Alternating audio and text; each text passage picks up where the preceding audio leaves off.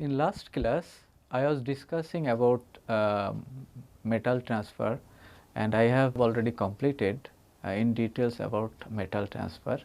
Today, I will start the effect of different process parameter on metal transfer first. After that, I will discuss about what are the different welding efficiency generally used in welding technology in details.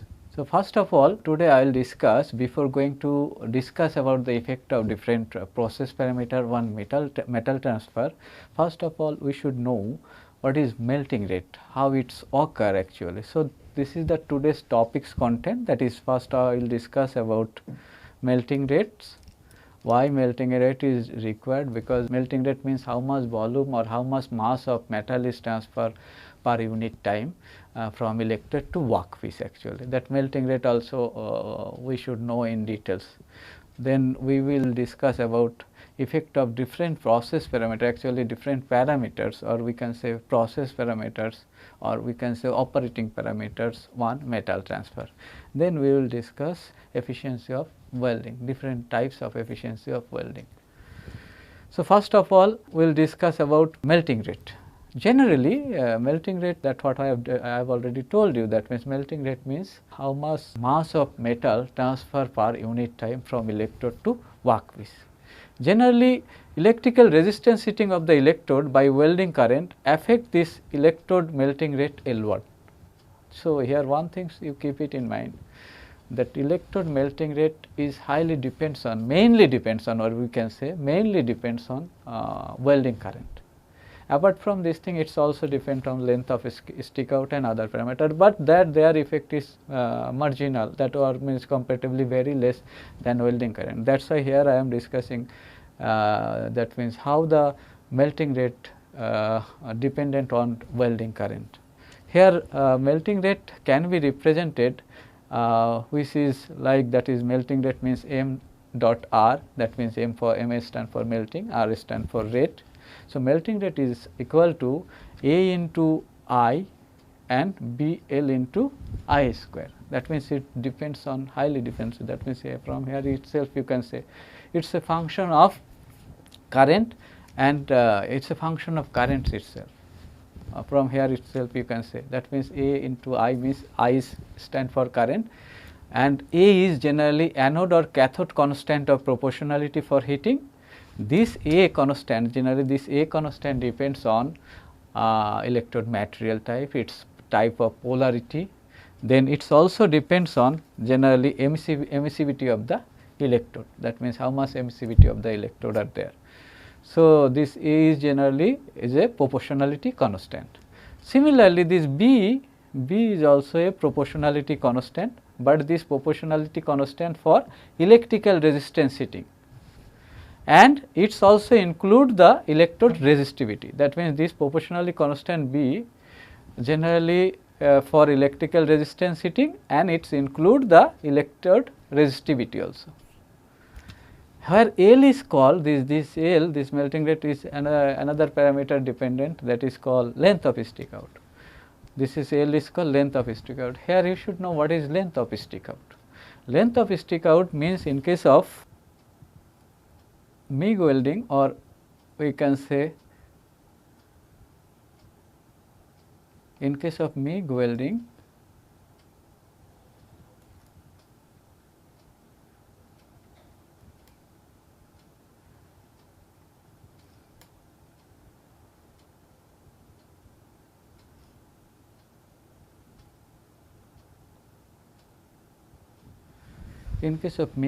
generally how the setup is look like, little bit I am just showing, then it will be very clear to you.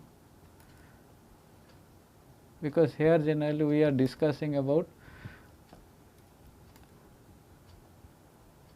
consumable types of electrode related things. So, in case of consumable types of electrode, only there is occur melting rate, means volume metal melted, or we can say volume of molten metal transfer from electrode to workpiece, generally in case of consumable types of electrode. Generally here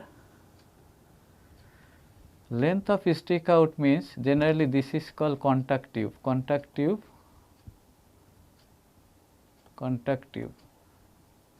With this contact tube, this power source cable is connected. Through this conductive current is flowing from power source to electrode, and through electrode to arc, and through arc to workpiece, like these types of things generally. So, this is generally called conductive, and this is generally called consumable electrode. Consumable, this is actually electrode,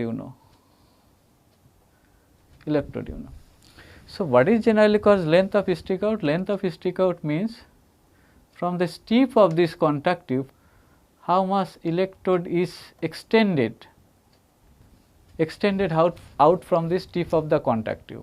Generally that extended electrode portion is called length of stick out. That means how much stick of electrode coming out from the tip of the conductive. That means this from here to here, we can say, that means from here to here, this is generally called length of LOS, that means length of stick out, or you can say this is called electrode extension. So, here melting rate is depends on this length of stick out L also. This is here represented in terms of L. So, here one thing you see, this melting rate generally depends on both current and length of stick out, and it also depends on some coefficient, that means proportionality constant, which is A and B. What is this A and B? This A and B generally this proportionality constant A and B, which is represented in this table. Here you can see that for different types of material, its value is different. Like for aluminum, if we use DCEP is as a polarity, because this constant A constant A and B, this proportionality constant depends on both polarity as well as its material type, what I have already told you. So, generally in case of aluminum, you see its value is value of proportionality constant A is around 5.4 into 10 to the power minus 3, whereas this B constant value is 4.4 10 to the power minus 6 actually kg per hour into ampere square into millimeter, kg per hour per ampere square per millimeter actually. Because here from these things, if you just multiply with this equation, you will get the melting rate unit is kg per hour. That means how much mass of electrode material melted per unit hour. That means per hour how much electrode material is melted, that is representing. From this constant unit also you can get the idea from here. Because here if you just you see here B unit is kg per hour per meter square per mm. So, if you just multiply with this, because here L length of stick out unit is L and I unit is ampere. So, ampere square and this length of stick out millimeter will be cancelled out, then what will be the remain part? So, remain part will be this kg per hour. So, what happens by this, from here itself you can get that means unit of, what is the unit of A and B. So, unit of A and B is like this. A unit is kg per hour per ampere, A stand for ampere, or B unit is kg per hour per ampere square per millimeter. So, in case of mild steel also, you see, in case of mild steel also, this A generally magnitude is like this, and B magnitude is like this, if it is DCEP. Now, if the polarity is changed, because it depends on this A and B depends on polarity also. If it is DCEN, if it is different, that means electrode negative polarity, then its magnitude you see is different than this. This is a generally so.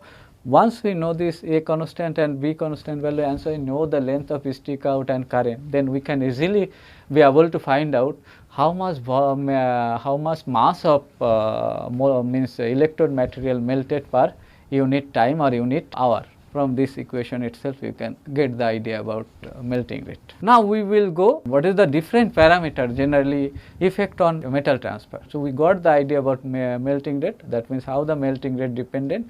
Now, we will see this metal transfer and its type, what are the parameters generally affected these two, that means type of metal transfer and metal transfer rate, how it is affected by different operating parameters of welding process.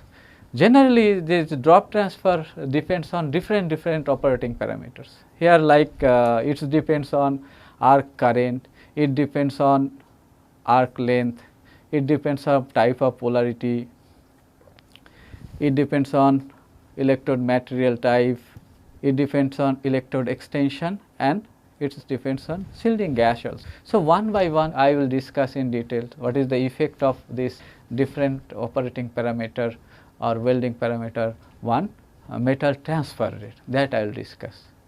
So, here one thing you keep it in mind, what I have already shown in last slides, that is melting rate is proportional to current. So, we can say higher the current, higher the melting rate. And another things also we can say that with the DCEP means more melting rate taking place, definitely with DCEP. So, DCEP means if it is positive, then electron bombardment will be taken place on electrode. That means here we can say that around 70% heat generally generated in case of electrode. So, more material will be melted. So, more metal transfer rate, that means rate of metal transfer also will be increased. So, generally for compared to DCEN with DCEP we get more metal transfer rate. And apart from this thing, it's also we have seen that metal melting rate also depends on length of sticker. It is also you observe that melting rate generally is almost proportional to, that means directly proportional to length of stick out tail. So, if the length of stick out increases, then melting rate also increases. So, we got the idea what it's called type of polarity, then electrode extension and current generally affect the melting rate, or you can say metal transfer rate. That idea we got from here. Then we'll discuss about all other things, that means how the voltage, how the shielding gases, how the electrode material affect the melting rate, that also I will discuss in detail in subsequent slides. So, first of all I will discuss about arc length and current. With the change of current and voltage, how the metal transfer rate changes, that I will just discuss first. Here one thing you keep it in mind, what I have told you, that means with increase of current generally melting rate increase. So, generally metal transfer rate also increase. Why it's increase? Generally with higher current burn off rate, that means higher current more heat is generated, and generally because from Joule heating you know that idea, that means resistance heating from you know the idea that more burn of material is taken place. And apart from this, due to high electromagnetic force for high current, generally pinch effect is more. Due to this pinch effect means rapid drop transfer, that means rapid drop transfer is occur, that means drop transfer rate also increases. So, generally what we can say, if we just draw the relationship between this current versus drop transfer, then you will get the very good idea from here. Let this is current in ampere, and let this is drop transfer rate, actually drop per second. We can say that drop transfer rate generally varying with increase of current. It has observed with increase of current generally drop transfer rate increases. Let us for a particular voltage V1 we are getting drop transfer for a particular welding voltage, how the drop transfer per unit time varying, that we can got with varying with current, that we can got from this curves. That means it is generally proportional, it is generally with increase of current, increase of drop transfer rate. Now, let us for another voltage, if the voltage will change, then generally if the voltage will change, then this let us another voltage also, if the voltage change, then what happens, this drop transfer rate also will change. How it is? Because what happens here, one thing you keep it in mind. So, for a particular current from these two curves itself you can got the idea, for a particular current generally the rate of drop transfer for a particular current, let's for a particular current I, the rate of drop transfer, let's R1 and R2, and one thing you can easily observe for Rn, that means for a particular current, if the voltage changes, then the drop transfer rate also changes. What happens here, generally what will be the things here? Here always keep it in mind, here V2 generally greater than V1, always keep it in mind, V2 greater than V1. Why it is? Generally with high voltage, with higher voltage generally lower the melting rate, metal transfer rate, we generally lower voltage. This is generally for lower voltage than this, what is called V1, that is lower voltage, generally melting rate is higher. Why? Because generally higher voltage means arc length is increases. Higher the arc length, higher the voltage. What we that I have already discussed. Again I am just little bit telling. Generally voltage is equal, from Ohm's law we know voltage is equal to V is equal to I into R. That means voltage is directly proportional to R. That R is generally proportional to length by cross sectional area of the arc. So generally higher the length of arc, higher the voltage. That idea we are getting from Ohm's law itself. So generally higher the arc length, if the length higher the arc length, then heat loss is more. Due to this more heat loss, generally what happens? The drop transfer rate generally decreases. So the rate of drop transfer rate is less because more heat is losses for a particular current. Generally, so more heat is losses for a particular current. So that's why generally what happens? That's for higher voltage generally melting rate is less. So if for less melting rate, generally what happens? Heat loss is more due to this high arc length, heat loss is more. So due to this lesser heating, less melting of pillar material will be taken place. So less rate of metal transfer will be taken place. So from here what idea we got? That means with increase of current, drop transfer rate is increased, but with increase of voltage, due to increase of voltage means higher arc length. So higher, due to this higher arc length, as the heat loss is more, due to that what happens? Drop transfer rate also is less. So for higher voltage generally drop transfer rate is less. That idea we can get from here. So generally drop transfer rate, so what are the parameter it depends? So among these, so about three parameter I have already discussed, that is length of stick out, current and voltage. Among these generally current and length of stick out directly proportional generally with drop transfer rate, whereas this voltage is inversely proportional with drop transfer rate. Now we will discuss about another parameter, that means polarity. Here always we should keep it in mind. So current, higher melting rate we have seen. Now we will see what is the effect of polarity one, metal transfer rate, as well as type of metal transfer. Here one thing you keep it in mind, generally polarity have significant effect also in metal transfer type as well as its metal transfer rate. What happens? Generally DC EP polarity generally is good for consumable types of electrode. Why it is good? That what I have already discussed in details, because in case of DC EP generally we can get a stable arc as well as stable metal transfer. Why it is? That I have already discussed. In case of DC EP with argon atmosphere, generally argon gas have a very good plasma property. This argon gas plasma property gives better types of characteristics of metal transfer. Why? That's little bit I will discuss in subsequent slide in details. Type of metal transfer means generally by using DC EP you can get globular type of metal transfer, you can get spray types of metal transfer.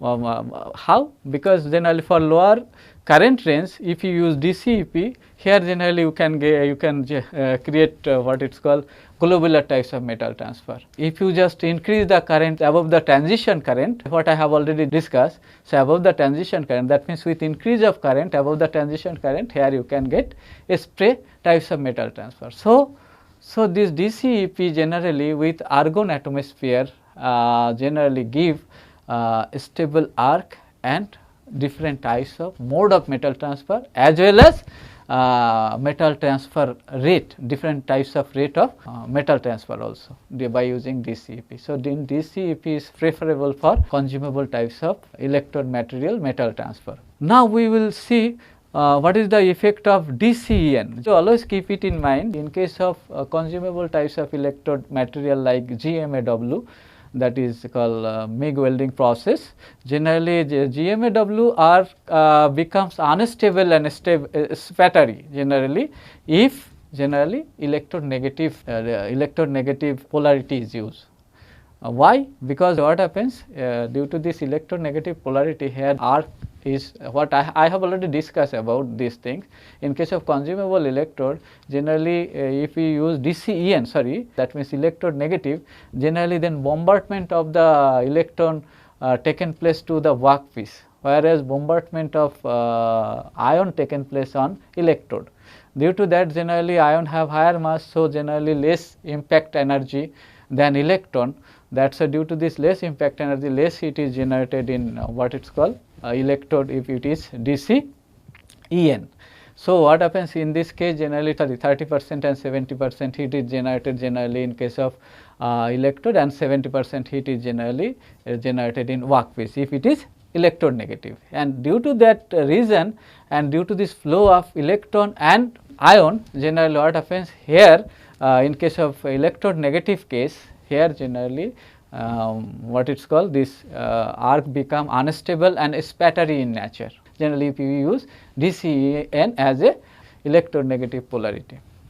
Here generally due to this flow of electron and ion towards what it's called workpiece, and flow of ion towards electrode, due to this thing generally here the drop size become big, and due to arc forces the drop are propelled away from the workpiece as spatter. That means here generally due to this we can say repulsion force of the arc, here in this case if it is electronegative, their repulsion force of arc here generally drop repelled away from its, or you can say here generally drop are propelled away from the workpiece, and it's generally transfer sidewardly towards workpiece. Due to that, what happens, spattery types of metal transfer is taken place. But one thing you keep it in mind, here generally in case of electrode negative, drop transfer mostly globular in nature, because here due to this repulsion force of arc, drop transfer rate is comparatively lesser than electrode positive with same current. But here spray transfer also we can observe, yes, spray transfer may be observed in case of argon shield with higher current range. In case of argon atmosphere, it appears that argon provides the unique, this always you keep it, if you use argon as a shielding gas, then generally it's provide a unique plasma property with self magnetic force to develop axial spray transfer to the arc, because due to this unique property of argon plasma.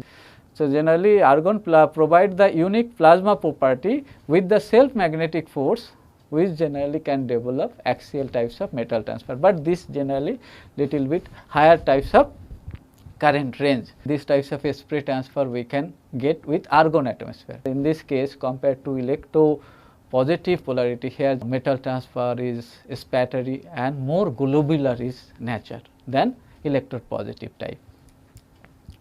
Now we will discuss what is the effect of different gases on metal transfer.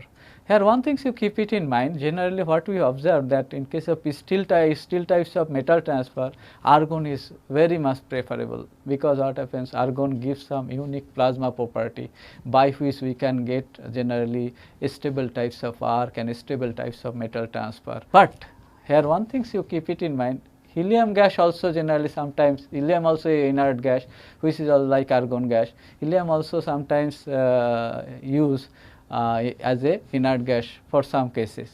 Here one thing you keep it in mind, helium generally although it is inert gas, it does not produce axial spray transfer. Here generally if we use helium as a shielding gas, generally it always produce globular types of metal transfer. Here both DCEP as well as in case of DCEN with varying current range, generally in case of helium we get generally globular types of metal transfer. Then also helium arc also useful, nevertheless, because they provide deep penetration. Why this deep penetration we are getting, that I will discuss. But in case of helium gas also we can obtain spray types of metal transfer if we mix some percentage of argon gas with helium, around 20%, that means about 20% argon gas if we mixed with helium gas, then this mixing can convert these globular types of metal transfer to spray types of metal. But so helium alone cannot generate spray types of metal transfer. If we mix some sort of argon gas with helium, around like about 20%, then we can convert this globular transfer to what it's called spray type of transfer. So what we got from here, that in case of helium generally it gives always globular types of metal transfer, both DCEP as well as DCEN. Okay. Now here why, but why it has high penetration? Because it has high penetration. Generally this globular transfer rate depends on ionization potential. Generally why compared to argon, helium drop size is more, because this is happened because why the drop transfer rate in case of helium is less, that also little bit you should know. Generally here one thing keep it in mind, this drop transfer rate also depends on ionization potential of the gases. It has observed that the argon has a ionization potential, argon has a ionization potential. That means argon gas to be ionized, that means converted to positive ion and electron. Generally what happens here, that ionization energy or kinetic energy, that is ionization energy required is around 15.8 electron volt. Whereas in case of helium generally it is almost twice, that means it is generally 24.6 electron volt. So ionization potential of helium is much higher than argon. That is why generally in case of argon what happens, transfer of material is stable and steady in nature compared to this, because what happens, due to this high ionization potential of helium, here the metal droplet transfer rate decreases, because we have high ionization potential. That means to be ionized of this helium gas, it take more energy, it require more kinetic energy is required. Due to this more kinetic energy to ionize this helium gas, here generally what happens, here drop transfer rate decreases.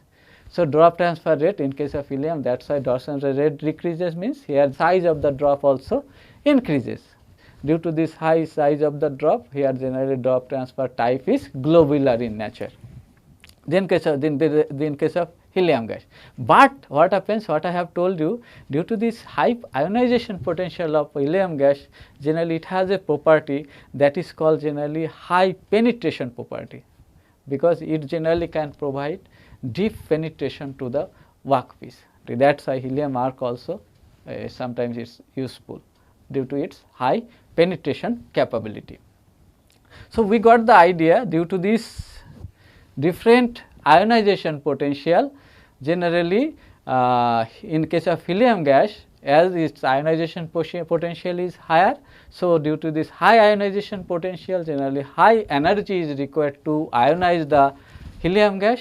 So here generally more energy, generally we can say losses, or we can say more energy generally required for ionization. Due to this more energy required to ionization, here the droplet transfer rate is occur compared to argon gas. In case of argon gas, generally as its ionization potential is less, so what happens here, generally more electron, more ion can produce generally with less energy. So due to that, generally what happens, more metal droplet, because if there will be more electron, more ion, so more heat and other thing can generate than helium gases.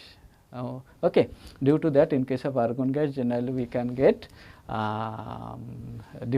more drop transfer rate compared to helium gases. Now we will discuss about the other gases also. So generally argon and helium gas, these two different inert gas generally used as shielding medium for generally GMAW process or MIG welding process, or we can say most of the consumable as well as non-consumable types of electrode or electrode welding process. But what happens, sometimes some other gases also used as a shielding gas. That gases generally is not inert in nature, that gases is active in nature. These two different active gas generally are used as a shielding gas in case of welding. What is these two different active gas? One is called carbon dioxide, another one is called nitrogen gas. So this is the active gas which is also used as a what it's called shielding gas to protect the molten pool from atmospheric contamination. Then you can think that why this active gas, because once we use this active gas, there is a chance of oxide formation and other things. That types of chances can be there. Yes, definitely that types of things chances is there, but whatever the well quality we can get by using this active gas, that oil quality is good in nature, and which is acceptable, which is within a range of acceptable limit of industry. So that's why these types of gas also sometimes used to protect the molten pool from atmospheric contamination. So always we keep it in mind. These types of active gas once we use, generally it cannot produce spray transfer, and spatter on the other hand is increased once we use these types of active gas in case of welding. Then also due to some economic or cost effective nature, generally what happens, these types of gas is used as a shielding gas.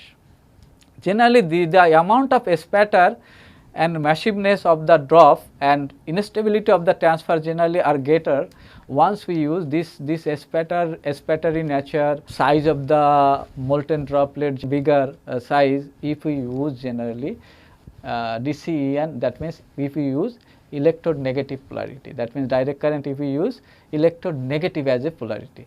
What I have already discussed, that in case of electronegative itself, it's produced generally a spattery and unstable type of work. So if we use with active gas this types of DCEN, with this active gas this electronegative polarity, then what happens here also this spattery nature increase, and what happens, size of the droplet also increase. That means the massiveness of the drop size increases compared to only what it's called DCEN electrode polarity. So with active gas itself is producing generally what it's called the globular types of metal transfer. With this that means active gas, if we again connect DCEN as polarity, that means electrode negative polarity if we use, then what happens here, this massiveness and spattery nature further increases. Generally spray transfer then also in case by using this what it's called, by using this active gas we can get a spray transfer. How? Generally by painting, generally how we can get a spray transfer?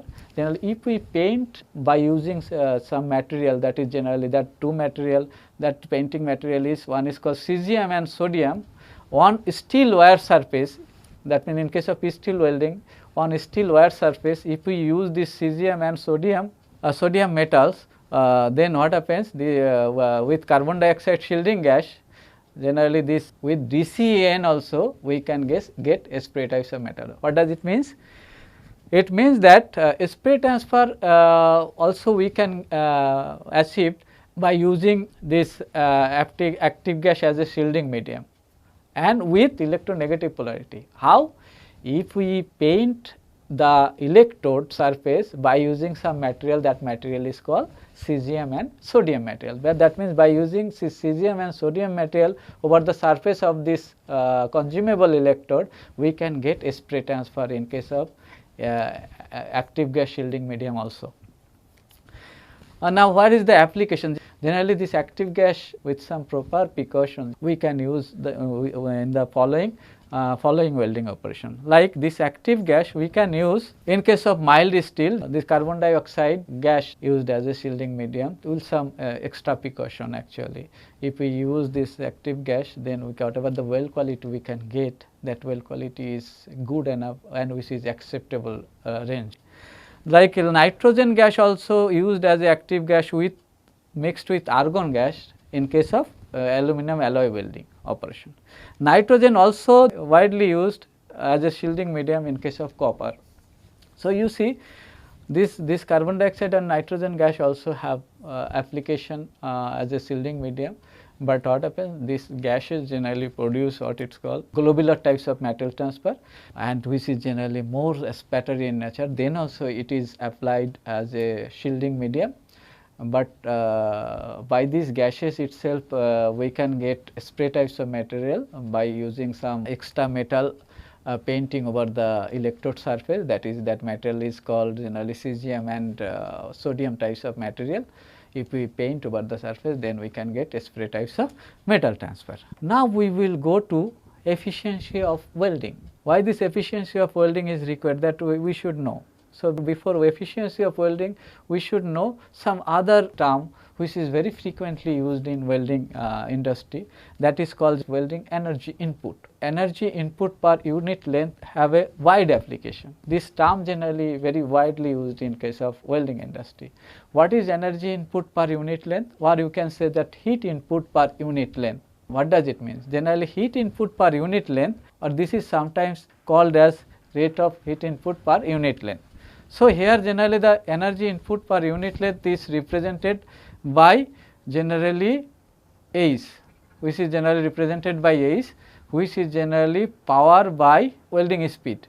Generally V is called welding speed, and this is called power, welding power, and this is called generally welding traverse or transverse speed, transverse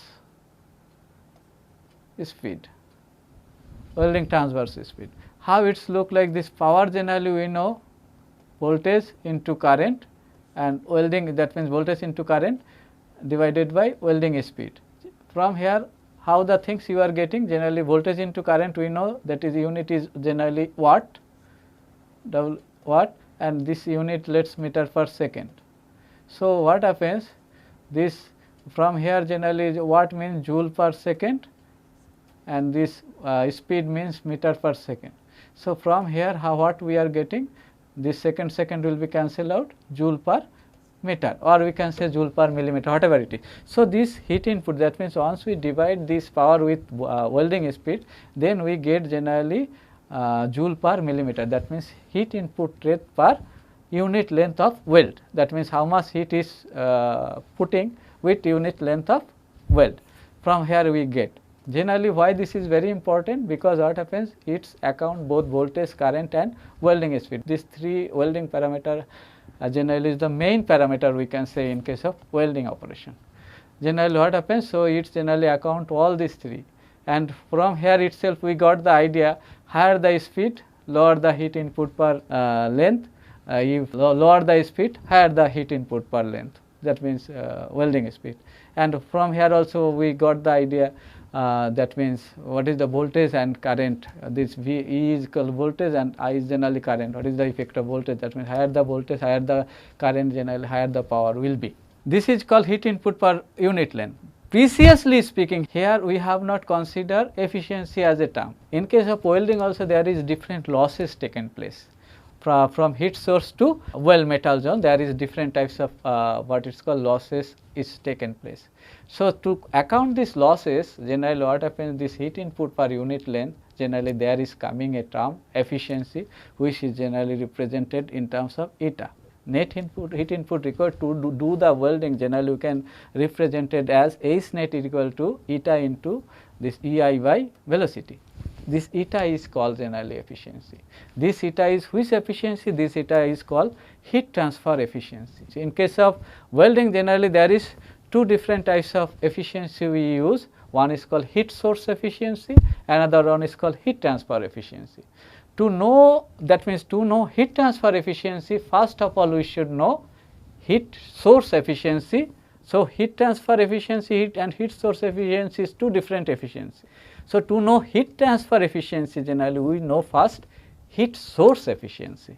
So, that is why generally in case of welding there is two different types of efficiencies used. One is called heat source efficiency, another one is called melting or heat transfer efficiency. These heat transfer efficiency generally used in case of net heat transfer actually. So, to know this heat transfer efficiency, first of all we should know heat source efficiency.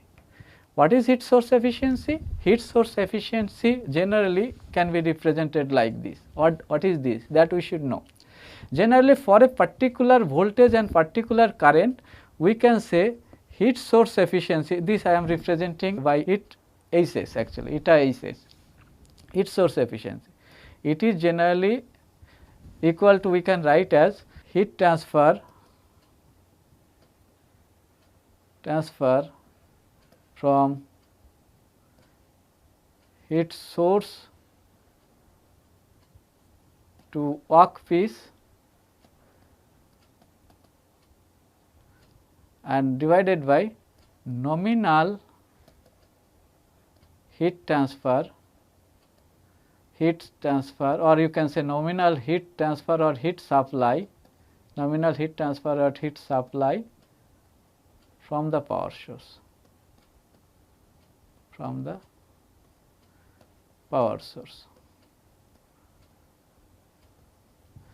That means heat transfer from heat source to workpiece divided by nominal, actually this is nominal heat transfer or supply from power source to workpiece. What happens? Let this is a power source. How the heat is transferring? Here there is arc, and after that this is generally power source. So, this power source generally supply a voltage and current. So, that this power source generally supply voltage and current.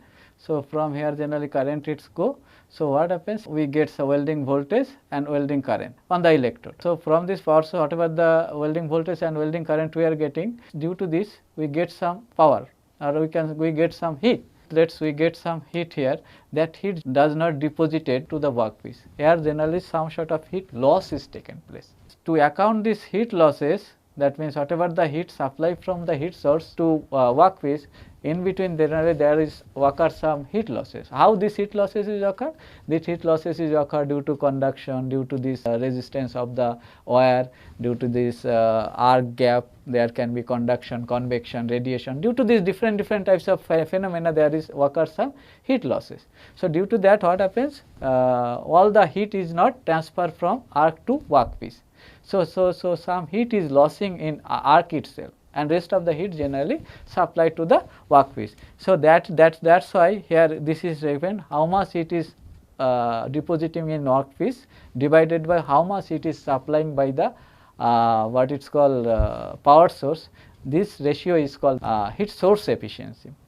It can be represented like this. This can be heat transfer from heat source to workpiece. Generally this can be represented as Q into T weld. Why this Q into T weld we are writing? What is Q, that I will tell. Divided by, we can say, this voltage into current is the heat supplied by the heat source into T weld.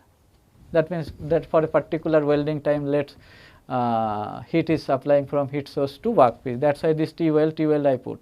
What is this Q represent? Q represent generally is called the rate of heat transfer from heat source to workpiece. This Q is the rate of heat transfer from heat source to workpiece. This we have to calculate. And this nominal heat transfer, this Q nominal, this EI generally called Q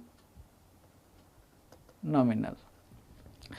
So, this Q nominal is the nominal heat, nominal rate of heat of power source. This is why it is called rate of heat of power source. Actually, this Q unit is what? This Q unit is watt. Once we multiply this watt with time, generally then we get this. So, the unit of this Q into T weld is joule. Similarly, here EI into T weld gives joule. That means heat, how much heat is transferring. That is why I have written here heat transfer. So, generally this T weld is cancelled out. So, we can say this Q by EI. So, heat transfer efficiency we can write as Q by EI here. That means Q is the rate of heat transfer. Rate of heat transfer means, that means how much power of heat is transferring from workpiece, that means electrode to workpiece. So, this Q unit is actually watt. Once you multiply this watt with time, generally then this gives you joule. So, finally, as the T weld is cancelled out, so finally this heat source efficiency we can represent a Q by EI. Okay. Now, we will see how to calculate this heat source efficiency, because we know this E and I, that means how much voltage and how much current is in arc, that we can easily calculate by ammeter and voltmeter. So, whatever the voltage and current we are getting in this arc region, that we can easily get by using ammeter and voltmeter. But how we calculate this Q value? That means how much heat is transferring from arc to workpiece. All the heat is not transferring, what I have told you. This we can calculate by using calorimeter. That means this Q value, that means this how much heat is transferring from heat source to workpiece, that we can calculate by calorimeter. How it is? We put some calorimeter below the surface of the workpiece. Generally, so whatever the heat is transferring from arc to workpiece, so from workpiece to calorimeter. So how we are calculating the heat transfer here? First of all, we are measuring the heat by using a calorimeter, which is generally providing. Here you see, this is generally a calorimeter. Calorimeter generally contain a it can be rectangular shape or pipe shape, depending upon the shape of the what it's called our sample. If the shape of the workpiece is circular, or we can say pipe in nature, then generally this calorimeter is circular in nature. If the shape of the workpiece is rectangular in nature, then the calorimeter shape is generally rectangular. In a calorimeter, there is a continuous flow of cold water is there.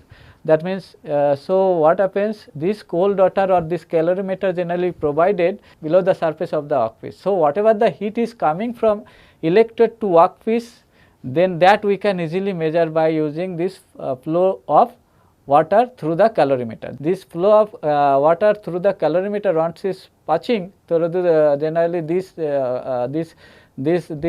cold water generally take the heat from workpiece.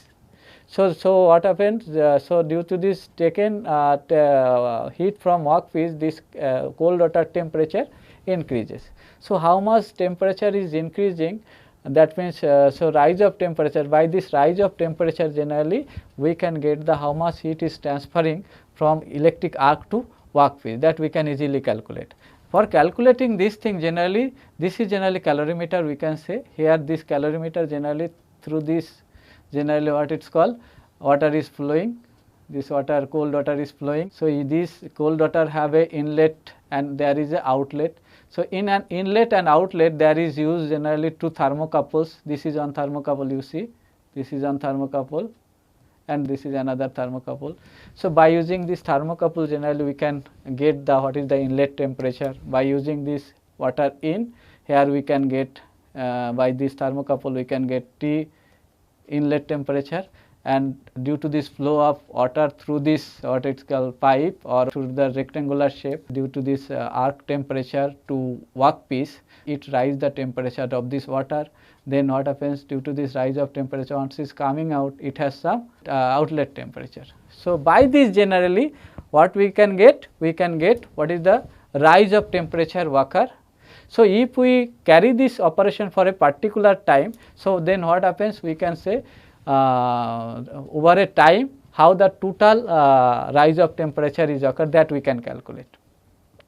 So what happens, this thing generally here I am showing, that means over a time how the temperature is rising. That means after doing welding, let's what happens after putting the arc or doing welding, if we remove this, so and if we just keep it for cooling, so what happens, how much heat is generally dissipating. This generally once we start the welding, during this time generally temperature will rise. Once we cool the workpiece, generally then temperature decreases. So if we just do the welding for particular times, after that if we just cool it, then over the heating and cooling how much heat is coming to the workpiece, that we can calculate by using this rise of temperature over time.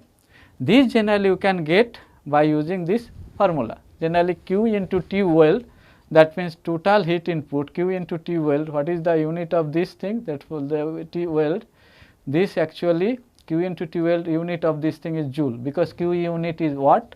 If we just multiply with welding time, generally then we get the joule, only heat energy. Those heat power, once we multiply with T weld, then what happens, we get the heat energy. This heat energy we can represent integration of 0 to infinity, that means WC into T out minus T inlet dt, okay, over the time dt. For this what is W? This W generally represent as mass flow rate. This W, from here we can get this unit, how the joule unit is coming.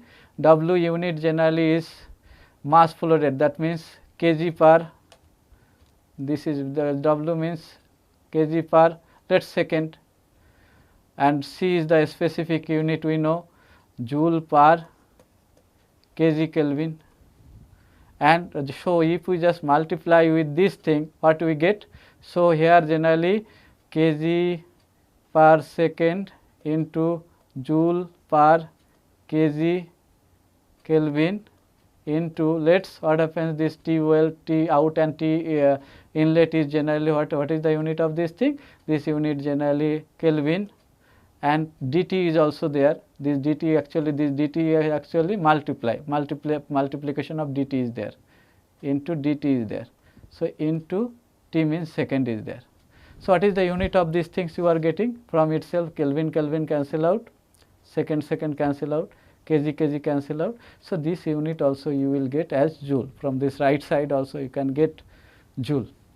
So by this generally, if we know the mass flow rate also you can easily measure. You know the specific heat, that means this specific heat of the water you know. You can easily measure this T out and T inlet by using this thermocouple. So you can easily measure the how much heat is transferring from electrode to workpiece, very easy way. So by this generally what happens, you can get the, so if you know this thing, you from here itself you can easily get the Q value. So if you know the Q value, you know this voltage and current of arc, that also you know. So you can easily able to find out heat source efficiency. What will be the heat source efficiency, you can easily find out. So just here I am showing some heat source efficiency of different types of welding process. Heat source efficiency depends on different types of welding process. That means for all the welding process generally all the heat is not transferring from arc to workpiece. The different welding process generally have different efficiency of heat source, different heat source efficiency. Like it has seen that whatever the heat is supplying from the laser beam, the generally what happens due to this reflection or radiation characteristics in case of laser, generally here generally what happens, heat loss is very high. That is why in case of laser beam generally heat source efficiency is lying, normal case generally what happens, it is lying within a range of around 10% efficiency. But this efficiency we can increase by increase the absorbability of the what it is called workpiece surface. That means by some surface modification we can absorb more heat actually to the workpiece. Because in case of laser beam generally we use a light ray, that we know. So what happens due to this, this light ray, if it fall in a reflected types of medium, so what happens, heat will be reflected out and less heat will be absorbed. So what happens, that is why here efficiency is very less, but by some painting, black painting or some painting is there, a special painting is there, by this you can absorb more heat energy from this light ray. So yeah, by that you can increase your heat source efficiency, and which can be around 60%. Within that means from 10% to 60%, this range of that means efficiency you can increase. In case of plasma arc welding generally, here also the heat source efficiency is around 60%, but this is varying from 50 to around 75%. Why this thing? Once I will discuss about plasma arc welding, there I will discuss why this efficiency is like this. In case of GTW, the heat source efficiency is around 70%, but it can varying from 60% to 80%. But its marginal value generally within a range of 70%. This is the value. Similarly, in case of SMAW and GMAW process, the heat source efficiency is around 80%. That means around 80%. But this can varying from that means 75 to 85%. Whereas in case of submerged arc welding, this efficiency is within a range of 85%, but this can vary from 80 to 90%. But in case of electron beam welding, generally efficiency is very high, because this electron beam welding generally it occurs in vacuum. Here heat loss we can say is negligible. So this efficiency is around 90%, but this can vary go up till around 99%. Within that range it can go. Now why this heat source efficiency, that means is varying for different types of welding process, that I will discuss. I will discuss of different types of welding process. Next class actually I will discuss melting efficiency, and subsequently I will discuss about different types of operating parameters, effects on weld quality, weld geometry in details.